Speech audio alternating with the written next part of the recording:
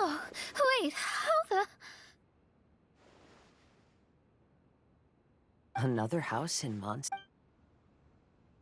What are we doing in my house?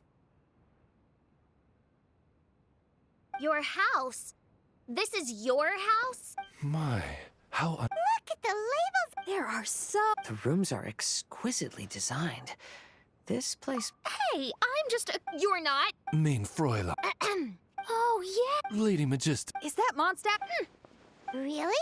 Now that you mention... Oh, but... Those two are very kind and You seriously have to try her mom's cool... Not to interrupt, but perhaps we should start working on the puzzle at hand?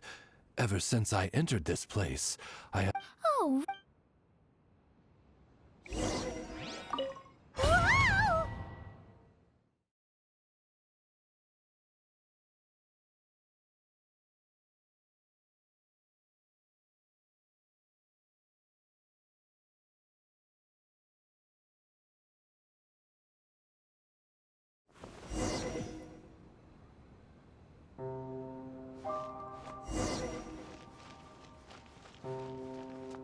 Astrologists are able to understand the most complex signs among the stars. And because of this, they are not allowed to show any... You should not get confused. If you should become confused one day, not even astrology will be able to help you then. That's what the old hag said. We astrologists can't predict our own fate. But today, I understand now that people won't always follow a beacon's guiding light. Even though the way forward may be dark and dangerous, they will still resolutely forge ahead. Fate is called such precisely because it cannot be altered or reversed.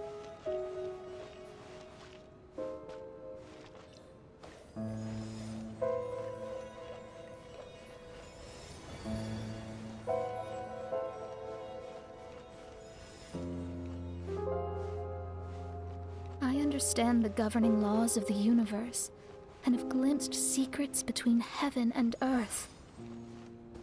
Observing it is enough for me. There's no need to force it to change.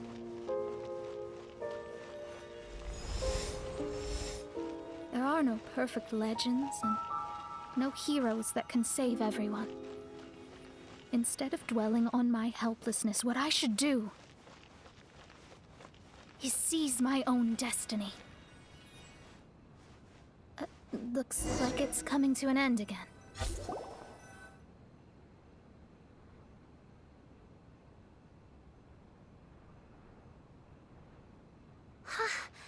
What a magnificent view! Lady Magistus, I believe this is the firmest evidence yet of your immense genius. You truly are the greatest archmage in the history of the Immunokreich. Thank you. Although the Immunokreich really doesn't have that much of a history. Stars like diamonds and the moon like a pearl. This is the most brilliant night sky I've ever beheld. It's beautiful. To call up such a mirage, Mona must have a vast and boundless sea of stars in her heart.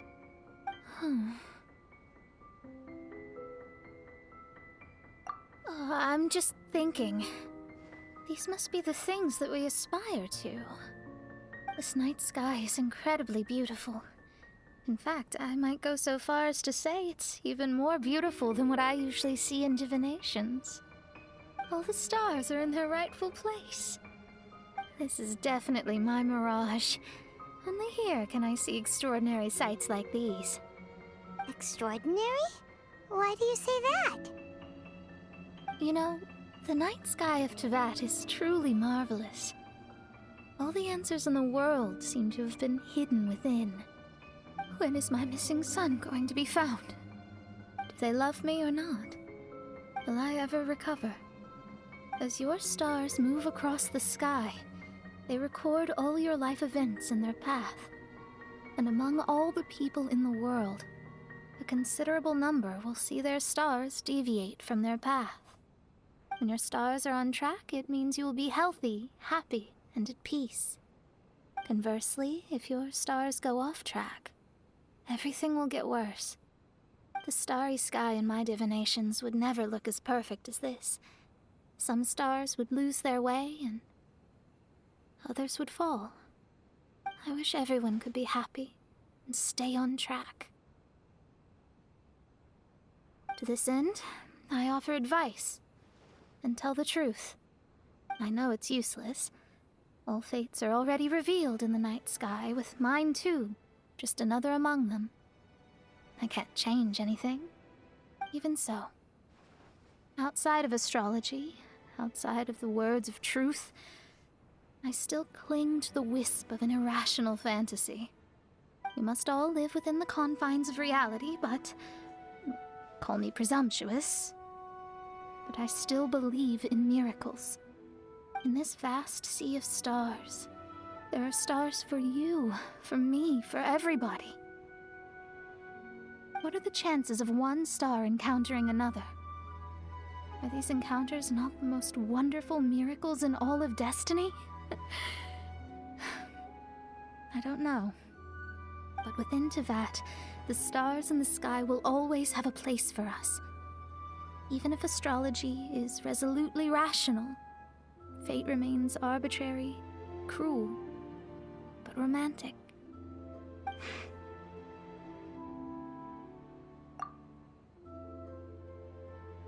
I think I have figured out what those stars are hiding. Now I will seize my own destiny.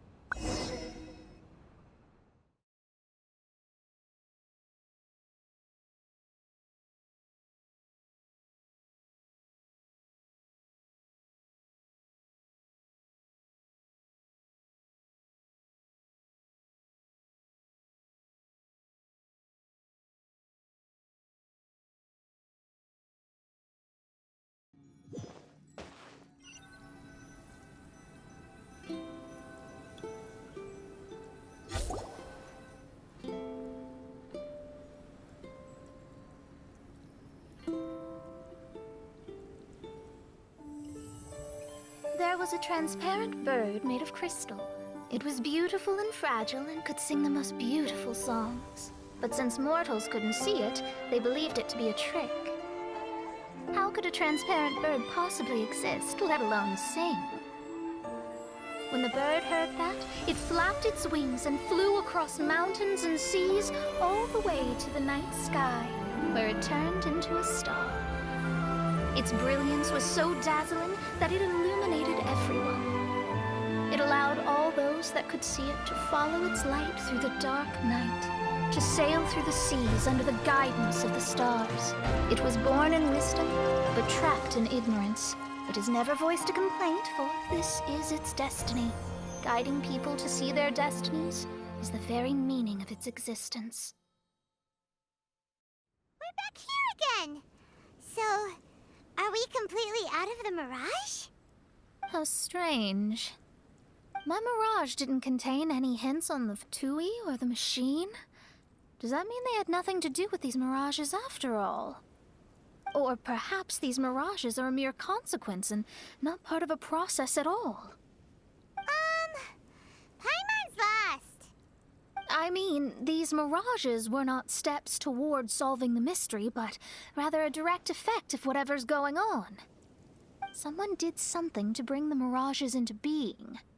As they were just passive side products, it was natural that they couldn't provide us with any useful information. In other words, those mirages were only about ourselves.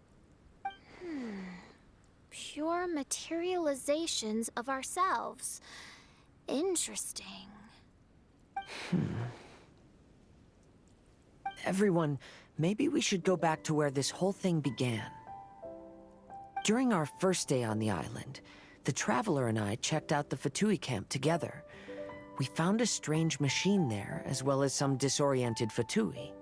The researcher who spoke to us claimed that the machine was just a Fatui industrial invention. He even promised to not disturb us. Right! And the Cappy Cap guy looked half asleep the entire time. He kept talking nonsense.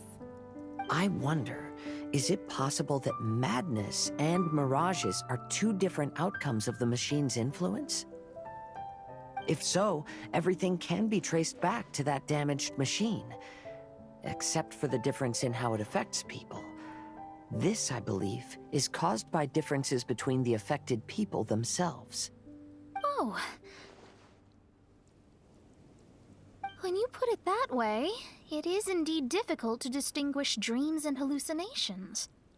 So what you're saying is, the device affected us differently because we are different from the Fatui. Yes, and according to our observations over these past few days, I think the difference is that we all have stronger willpower. Yeah, I can get behind that.